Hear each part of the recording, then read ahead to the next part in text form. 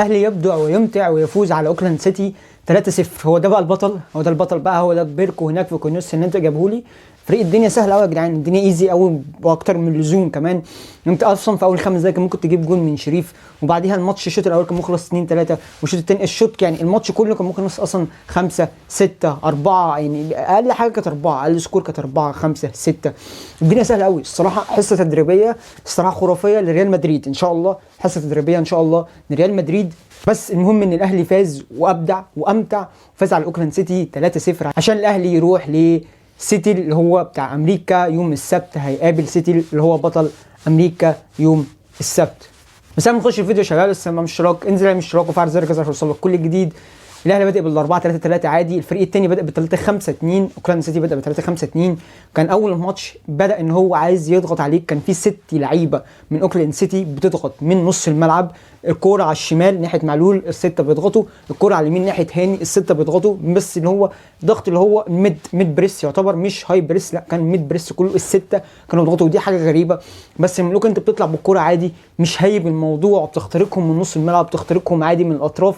هو الضغط معروف، الميد بريس او الهاي بريس معروف ان انت لو طلعت بالكوره منه خلاص انت كده فضيت الفرقه كلها، وده اللي حصل فعلا في كذا مره. الشوط الاول هم كانوا بيضغطوا بال5 وبال6 كمان عليك، انت كنت بتقدر تطلع بالكوره عادي وتقدر تخترق نص ملعبهم ومن الاطراف من ناحيه معلول بالذات ومن ناحيه هاني كانت بتقدر تخترق، والاختراق كان سهل.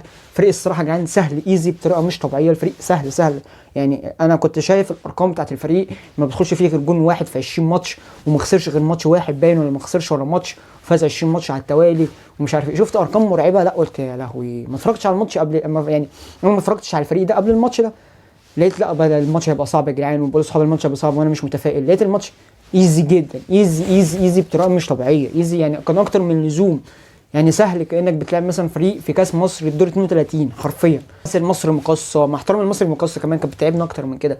الدنيا يا جدعان سهله قوي. الماتش كان يخلص اصلا من الشوط الاول، هو كان يعيب بس ان انت كره شريف دي لو كانت جت تبقى اريح لك واريح لك. يعني انت في الماتشات اللي هتبقى صعبه قدامك ممكن يكون سيتي صعب، وان شاء الله حلم ريال مدريد مش بعيد، ان شاء الله حلم ريال مدريد مش بعيد يا شباب. فاموس حلم ريال مدريد مش بعيد خالص خالص، ان شاء الله احنا وريال في نص النهائي. حلم احنا منتظرينه بقالنا كتير، حلم ماتش رسمي ضد ريال مدريد، دي حاجه لوحدها خرافيه. والحلم الاكتر والاصعب هو حلم النهائي والبطوله نفسها، بس ده حلم لسه بدري على الكلام عليه. نعدي بس سيتي الاول ونشوف سيتي اللي هيقول لنا ايه، وهنشوف هنعمل مع سيتي الايه. الماتش كان اولا اخيرا الماتش كان سهل جدا بالنسبه للاهلي، زي ما قلت الاهلي بدا بال4-3-3 والفريق الثاني بدا ب3-5-2 اوكلاند. الماتش كان سهل جدا على الاهلي، الفريق ولا نص ملعب ولا هجوم ولا اي، ما راحش بالكوره تقريبا عند الشناوي تقريبا ما تالقش في كوره. الفريق فعلا يا جدعان فقير جدا، نص ملعب وهجوم ودفاع كمان. ان انت تضرب دفاعه كان سهل جدا، ان انت تضرب دفاعه بالذات ما بين قلوب الدفاع، الدنيا كانت سهله جدا ان انت تضرب دفاع بتاعتهم. وكره معلول بتاعت الشوط الاول دي اللي بينت كده اكتر ان هو الدفاع فعلا سهل جدا ان انت تقدر تخترقه، وانتو كان ممكن تضربه كله. واحمد عبد القادر يعني عمل جبهه لوحده هناك، مع انه اصلا يعني هو مروش، هو حرفيا مروش، هو بيعمل كل حاجه، يعني بيعمل كل حاجه في المرقصه غير ان هو يشوط على الجون. انا مش فاهم في ايه، هو عايز مثلا يعني زي مارادوني مرقص الفرقه كلها ويروح داخل بها الجون، انا هدخل بها الجون زي ايدي كده فاهمين، زي الباسكت واروح حاططها، مفيش كده ابدا، مستحيل يعني. بس عامه اولا واخيرا الشحات كان نجم الماتش، اولا واخيرا هو وهاني. الشحات بالذات كان عامل ماتش خرافي الصراحه. فرقه جعان ضعيفه، مش مستوى ومش تقييم ان انت اصلا تقيم عليها. كان في كور باين ان احنا لعبنا عليها ومتدربين عليها، زي كره الكورنر ان معلول بيلعبها لواحد جاي من بره منطقه الجزاء زي السوليه او زي حمدي او زي بتتلعب له عشان يشوط وان هيت بس على طول يروح شايط، وان تاتش يروح شايط. والكره الثانيه برده كان الشحات وهاني كانوا برده بيرفعوا نفس الرفعه لبره مش لجوه، الاثنين كانوا بيرفعوا لبره لحد جاي من منطقه الجزاء من بره مش حد من جوه. وده كان باين جدا ان الكور دي كلها متدربين عليها، احنا عارفين ازاي بناكل الفريق ده، والفريق طلع سهل ومستسلم اصلا ليك، فسهل لنا الامور اكتر من اللازم كمان.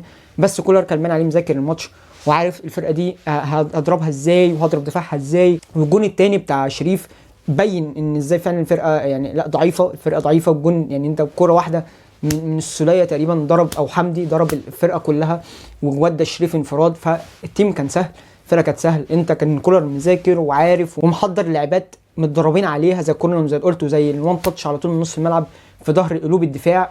كل ده كانت متدربين عليها، وكل ده كان كرات كولر كان مجهز للماتش كويس جدا. بس الفريق كمان ساعدك جدا جدا ان هو يسهل عليك الماتش اكتر من اللزوم. الدنيا بقت سهله. انا كنت طمعان الصراحه في 4 و5، يبقى اكبر سكور انت تسجله في تاريخ المشاركات كلها في كاس العالم. بس القادم احسن ان شاء الله. حلم ريال مدريد مش بعيد. سيبك بقى من ريال مدريد، فكر في سيتي الاول. شوف سيتي دنيته، شوف اخطاء الدفاعيه، شوف الحاجه دي هتعمل مع ايه.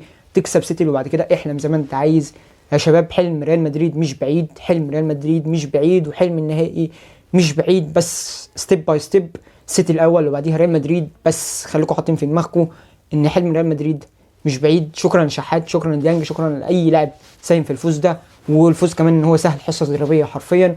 والشباب يكون خلاص الفيديو بتاع النهارده. ما تنساش تعمل اشتراك، انزل اعمل اشتراك وفعل زر الجرس عشان يوصلك كل جديد. سلام.